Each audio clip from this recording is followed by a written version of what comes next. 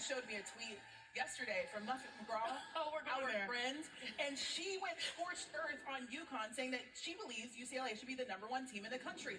What has impressed you, Shanae? I love about Coach Muffet, but we know she got a bone to pick about UConn. She knows how to handle them. It's wild because two teams, due to their unwavering dominance, have flown under the radar. One being UConn, the other being my neighbor, UCLA. And let's focus on them, the beasts of the Big Ten, because UCLA, last year in the Final Four, they really did not have a great performance. Lauren Betts was the only person that was truly consistent for them.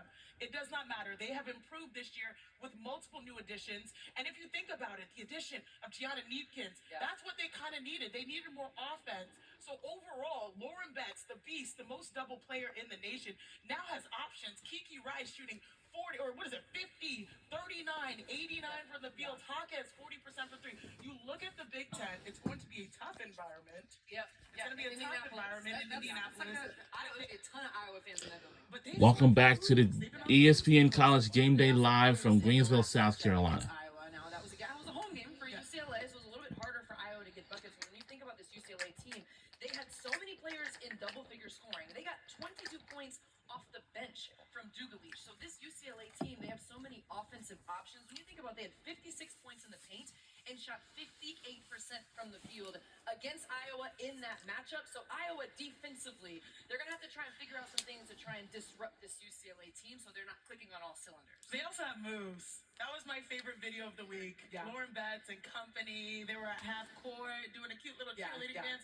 The vibes are high for them. She said it was the time of her life doing that. It made her dreams come true. But on the other side, Iowa is playing some of their best basketball. You just mentioned it, Andrea. They have basically a home game. What do you expect to see out of them? Well, I've been impressed with Iowa. You lose your third leading scorer in Taylor McCabe. She's a senior leader, and that's a tough adjustment to make, and they've been able to figure it out without her. I love Chit Chat Wright coming off the ball screens, and the high-low action will give some love to the post between Hayden and Stokey and the energy that Hannah Stokey brings. I like the way Iowa's been able to put it together. Iowa has been surging, won 8 in a row. And you talk about Hayden, she's been a beast in those 8 games, averaging 20 points per game on 69% from the floor. And Hannah Stokey has had 3 double-doubles in that span. So the bigs are putting in work. And Iowa's also upset Michigan twice.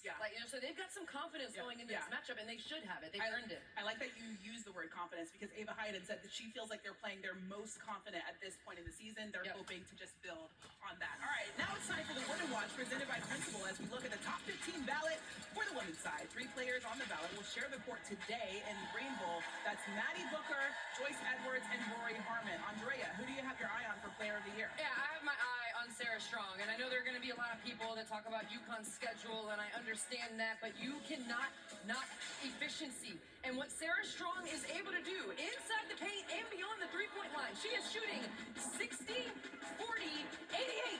She is basically 60, 40, 90 from the field. We have not seen that stat line in this century. She can get her shot off from anywhere. She is a big with the skills of a guard, and she's been dominant. No questions about this conference over here, the SEC, where Joyce Edwards is leading the most dominant team. She, to me, is a National Player of the Year candidate, averaging 20 points per game. So springy. Again, I have so much joy for Joyce because even though her coach may call her a crash out, she does crash the boards, most importantly, so she does damage on both ends of the floor. Hard to keep up with Joyce Edwards. I like Joy for Joyce. I'm going to go putting my bets on Lauren Betts because I'm saying with the post, she became the first one to win Conference Player of the Year and Defensive Player of the Year in the Big Ten, leading UCLA with 17 points per game and 9 boards. They have won 24 in a row, and she's anchoring a defense that's allowing 57 points per game on the season. Andrea, what you got to say? No, I was just thinking like bet for bets, joy for Joyce, and Sarah Strong's name speaks for itself.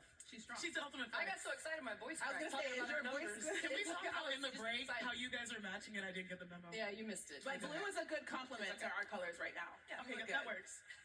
All right, what's coming up right here on College Game Day? We just mentioned a few Players of the Year candidates, but how about the biggest performances and best games of the season? We are giving out some awards. They're our own. That's next. And it's coming your way next. Stay tuned for that one.